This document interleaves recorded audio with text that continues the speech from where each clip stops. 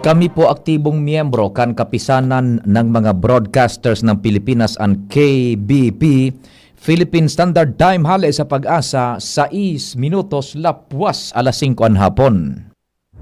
Alas 5 ng hapon, oras na para aramon ang mga maiinit na bareta kanaldaw na maruluwas sa agas sa mga periodiko, radyo asin telebisyon. Erot na madadangog ngunyan sa DZGB Bareta alas 5. Mga bareta ngunyan para sa aga. Erot na tinipon sa DZGB Newsbase. DZGB Bareta alas 5. Kaiba ang field reports kan Mega Force Patrol. Hali sa iba-ibang parte kanalbay asin kabikolan. Ngunyan, uya ang sa idong tagapagbareta. Marhay na hapon sa pangaran kang Newsbase. Asin kan Mega Force Patrol. Ako po ang sa indong magiging tagapaghatod bareta si Piu Fernandez. Digdi po sa mga bareta ngunyan para sa aga sa DCGB. GB garantisadong bareta. Enot sa detalyes kan mga bareta sa lado lokal. Nasa linya si Chief Jimmy. Chief Jim, marhay na hapon. Please go ahead. Maray na hapon sa mga dagdag na bareta by October o November kunya na taon. Tibad lamang makapag-operate na si Pina Belmonte Duran Albay Provincial Hospital sa Tuburan sa Ligao City. Inian sinabi ni Provincial Engineer Dante Baclao kung sa haros makukumplitara na ang mga pasilidades including kuryente. Ang pigahalat na sana susog sa Provincial Engineer iyo an issue once kan DOH kan license to operate kung kaya sa ngunyan na hiling na ang liwanag na Albay Provincial Hospital posible mabuksan na bago maglawog ang taon 2026. Apoy na kani mamamatian man kan mga pasyente na ang konbinyensya kan mahiwas malinig asin kumpletong pasilidad na ospital bako arog sa presente na talagang piyot crowded ang presenting Josepina Belmonte Duran Hospital kumpara sa bago na bubuksan pa sana bunya na Oktubre o kaya Nobyembre bunya na taon. Mga dagdag na bareta, Jimmy na salita, DCGV News. Ang baretang ini hatod sa Indokan, Plemex. Pag may ubo o hika, Plemex agad. Basta lagundi, Plemex. Thank you so much, Chief Jimmy. Diretso muna kan detalyes man kan mga bareta sa lado lokal. Nasa linya man si Angel Mustaza. Angel, marhay na hapon. Please go ahead. Hapon na Sir Pio, maray na hapon sa mga parantabay sa mga digong tapang bareta. Nagtatangro ang Technical Education Skills Development Authority o TESDA Bicol ng scholarship of increased training sa mga Bicolanong interesado makakuha ng driving certificate, National Certificate 2 as in Electrical Installation Maintenance NC2. Hindi yan sinag-anunsyo kan TESDA Bicol sa pagi ni Regional Director Mariclo Cese kung sa pagitan sa Indang Provincial Training Center sa Ginubatan, siraram kan Special Training for Employment Program nasa 25 slots ang ipigbuksan nila sa duwang programa. Bukas ang sa Indang Scholarship Program para sa mga edad 18 anyos pa itaas, unemployed o underemployed, out of school youth, mga para-oma, para-sira, miyembro kan indigenous group, mga babae, mga PWD, senior citizen, as in iba pa. Kaipuhan sa mga requirements o kaipuhan nila mag-complete ang mga requirements, arugan kopya kan birth certificate, Form 138, sarong duwang kopya kan 1x1 picture, as in ang learner's profile. Ang mga interesado ang pwede magpasiling sa indang opisina dahil lang tayo implementar nila ang first come first serve basis na polisiya. Mga dagdag na bareta, Angel Mustaza, DCGB. Thank you so much, Angel. Diretso kan dispatchos kan mga bareta sa lado lokal. Dagdagan tan informasyon sa paagi ni kumpadreng Al Mario. Pading Al, Diyos marhay na hapon. Please go ahead man. Pirmi pang lugi ang gobyerno lokal Legazpi sa laog na ng 34 taon na selebrasyon kanibalong festival. Yan ang naguluwas sa informasyon na sa Execom dahil ang syudad ngunyan magastos naman in milyon siring kan dating pinagagastusan kada selebrasyon. Ngunyan na taon may 21 milyon naman na alokasyon para sa ibalong. Alaga dahil man direktang babawian ang syudad. Ang nakikinabang iyo ang mga negosyante dahil kan mga bisitang Tigalaoman na magastos manin sa diring bulsa para sa pag-enjoy kan selebrasyon asin mga aktibidades. Ang bawi na makukuha kan syudad sa milyon na gastos kada selebrasyon kanibalong haliman sa buwis kan mga negosyante. Alarmario, DCGB. Thank you so much, kumpadreng Al.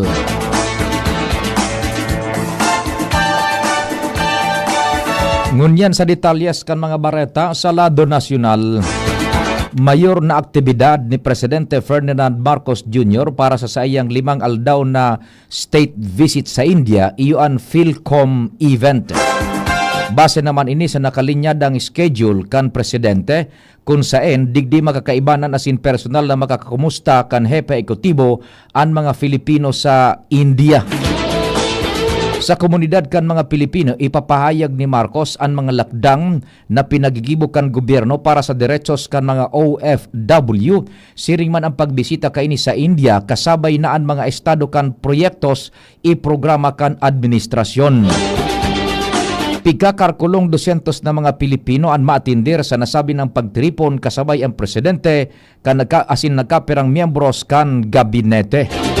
Base sa informasyon kan Department of Foreign Affairs, sobra sa 1,000 mga Pinoy ang nakabase sa India.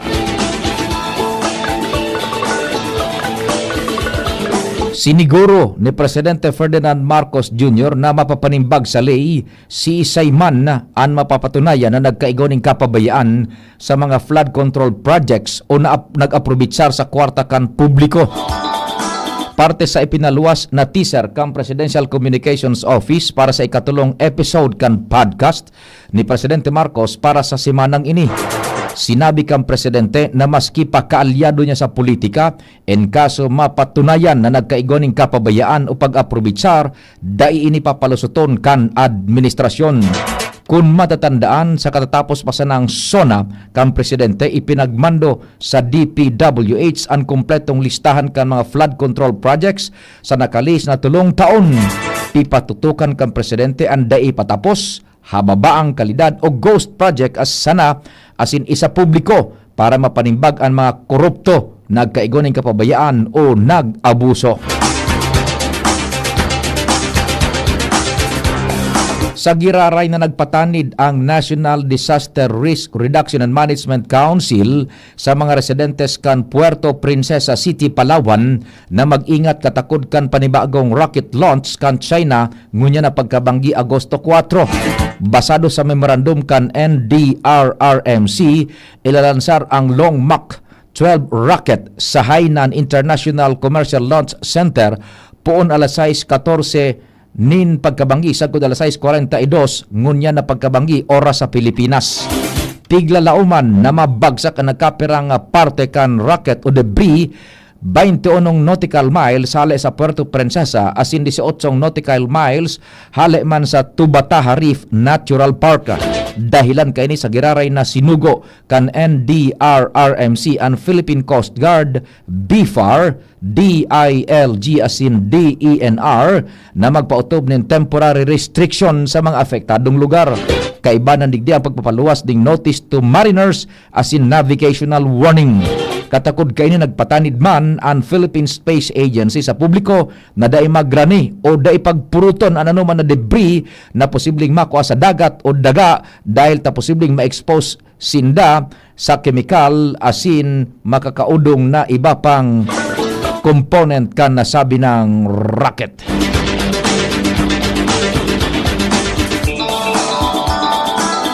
Sarong dakulang alas ang nakua kang Presidential Security Command mantang pigahalat ang pag-abot ni Presidente Ferdinand Marcos Jr.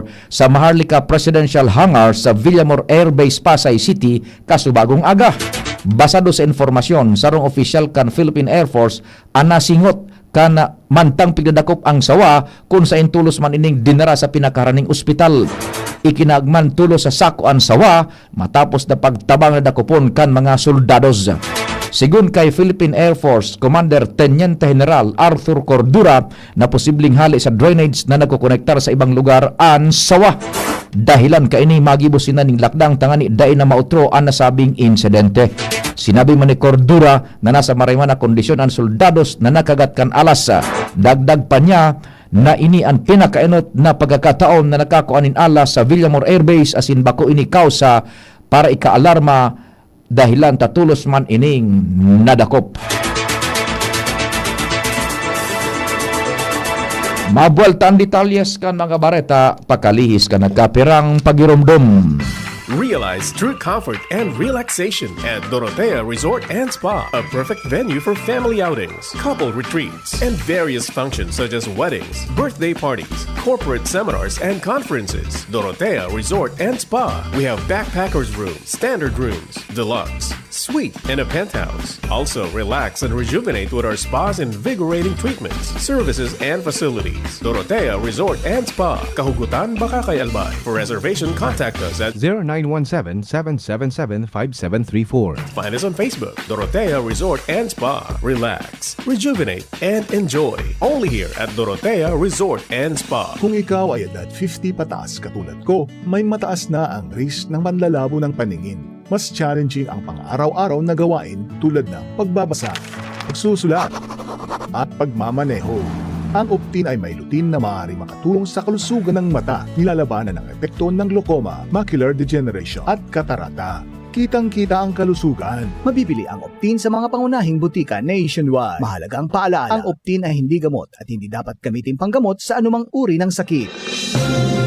Mga tugang, abangan ta ang pinakabagong programa digdi sa DCGV Radio. Ang programang mahatod ning mga impormasyon, mga istoryang kapupurutan nin inspirasyon na naidulot kan pagtatrabangan ganing maiangat ang pagkabuhay kan mga Bicolanong paraomang benepisyaryo. Magiribahan kita, alas 10:30 hasta alas 11 ning pagkaaga. Magantabay, asin maghinanyog sa kape asin paretang agraryo. Naghahanap ka nin kabalikat sa asenso at taman ang urig mo asin mag-asenso ang negosyo. May Uno Plus na kalidad, mag-Uno Plus, mag-Uno Plus. Asa sa imong mauwag, serbisyong totoo, produktong garantisado. Ang Uno Plus asin urig mo, ang gamat na gusto. Uno Plus matabang sa imo. May Uno Plus na kalidad, mag-Uno Plus, mag-Uno Plus. Asa sa imong mauwag. Sa Uno Plus, kalidad na masasarigan mo, serbisyong swak sa imo. Magbisita sana sa Uno Plus Facebook page. Diretso kan detalyes kan mga bareta sa lado nasyonal. Inako kan negosyanteng si Atong Ang ang formal na paglatag kan mga kaso kontra sa iya in koneksyon sa pagkakaimbuelto sa sa kaso kan mga nawawarang parabulang. Ini kasunod kan pagsaangat kan mga familyas kan mga nawawarang parabulang ning multiple counts of murder as in serious illegal detention laban kay Ang asin kan sa iyang mga kaibanan kan Sabado, Agosto 1. Sa sarong pahayag na ipinaluwa sa paagikan sa iyang abogado na si Gabriel Villarreal, sinabi ni Ang na nakahanda siyang simbagon ang mga aligasyones laban sa iya sa paagikan legal forum. Nanindogan man si Ang na inosente siya asin nagpatanid laban sa testimonya kan self-proclaimed whistleblower na si Julie Patidongan alias Totoy na sa iyang ipigladawan na may defekto pan sa diring interes asin dainin katibayan. Posibleng ilawos kan Commission on Elections ang National Voters Registration sa Oktubre dahil sa piglalao man na pagkaoktaba kan barangay sin SK elections ngunya na taon. Sinabi ni COMELEC Chairman Abogado George Erwin Garcia na pag may Oktaba na eleksyon sa Disyembre 1 asin magiging Nobyembre 2026 sa indang bubuksan ang registration pagkatapos kan Bangsamoro parliamentary elections. Ipikukonsiderar kaini ang pinakang halawig na voters registration magpun Oktubre 2025 sagkod Hulyo 2026. Matatandaan inibusuan akan Malacañang ng COMELEC na nakatalaan pirmahan ni Presidente Ferdinand Marcos Jr. sa Agosto 12 ang propestong pag-oktaba kan eleksyon na nakatalaan ko na ngunyan na maabot o kay ngunyan na maabot na Disyembre. Nag-apilar si Abogado Israelito Torion sa mga senadores na ikonsiderar ang futuro kang nasyon en kaso man ilawos ang pagburutuhan sa masunod na semana ang naging desisyon kang Korte Suprema in koneksyon sa impeachment complaint laban kay Vice Presidente Sara Duterte. Si Torion ang saro sa mga abogadong nagsumitir nin petisyon sa Korte Suprema para questionon ang legalidad kan complaint na pinaburan man kan Korte Suprema. Sigun kay Torion, daing makakapugol sa mga senadores kung sa indang pagbuburutuhan kung ilalawos o dayan pagdiretso nin trial kontra sa Vice Presidente. Siring man dapat ikonsiderar kan mga ini ang futuro kan nasyon dahil ang gigibuhon ninda o ang resulta kan sa indang gigibuhon sigurado na magdadaraning constitutional crisis na magbubugtak sa nasyon sa mas dakol na problema.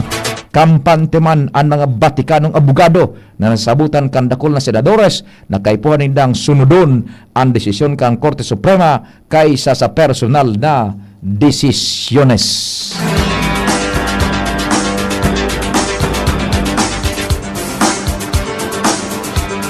Inubaw ni House Speaker Martin Romualdez ang Social Security System sa lakdang na ini magpautob nin pag-umento sa bulanan na pensyon kan mga pensioner sa laog ning 3 taon na day nagdalangkaw nin kontribusyon hale sa mga miyembros. Sigun kay Romualdez, dakulang lakdang ini sa Administrasyon Marcos para sa mas inklusibo asin social protection system. Dagdag pa niya na ang paglangkaw kang pensyon iyon kasimbagan sa haloy ng pangapudan kan mga pensioners, kadaklan sa mga ini retirado hali sa pribadong sektor, mga profesional asin informal workers na haloy nang nadidefisilan para pagkasyaon ang bulanan na pensyon. Sigun sa SSS, malangkaw ning 10% kada taon ang pensyon kan retirement as in disability pensioners magpoon taon 2025 sagkod 2027 mantang 5% naman para sa mga survivor pensioners. Naihatod na sa Batanes Group of Islands ang sobra sa 4,800 na family food packs na hali sa Department of Social Welfare and Development dahil sa tabang kan mga aircraft na hali sa United States Military. Ang mga family food packs iyan hali sa kabilugan na bilang na 6,300 o kaya 6,300 na iyon ipigtagama para sa nasabing probinsya na naafektaran kan bagyo asin kan habagat. Sigun sa Departamento kan Depensa Nasional, ang paghatod kan mga FFPs nagpoon kan Hulyo 30 sagkod gunya na Agosto gamit ang MV-22 Osprey na hali sa Estados Unidos Indo-Pacific Command. Parte man ini kan Humanitarian Response Coordination sa pag-ultanan kan Pilipinas asin Amerika.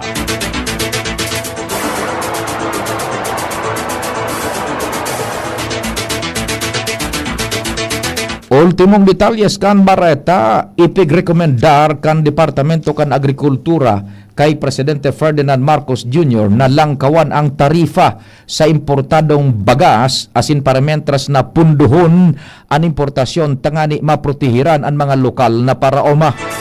Sigun kay Presidential Communications Office Secretary Dave Gomez, ang rekomendasyon paghuhurunan kan gabinete kasabay ang presidente sa sidelines kan state visit kaini sa India. Magigirumduma na permado ni Presidente Marcos ang Orden Ejecutivo Numerado 62 kan Hunyo 2024 na nagtalaan ng 15% taripa sa imported na bagas hali sa dating 35% sa kamautan na maibaba ang presyo kan bagas sa Pilipinas.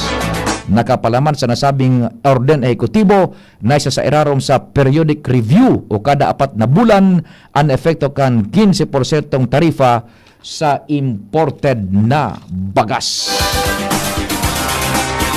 Sa pangarang ka nagsururat kan informasyon sa pamamayon ni News Director Mar Dela, Jen Matthew Balyaran, Nicole Ann Gloriani, Mega Force Patrol, Tatanems Flora sa Master Control, sa IT si Jerome Nico Martinez. Ako po si Pio Fernandez. Salamat, Diyos marhay na hapon. In my search for gold, I've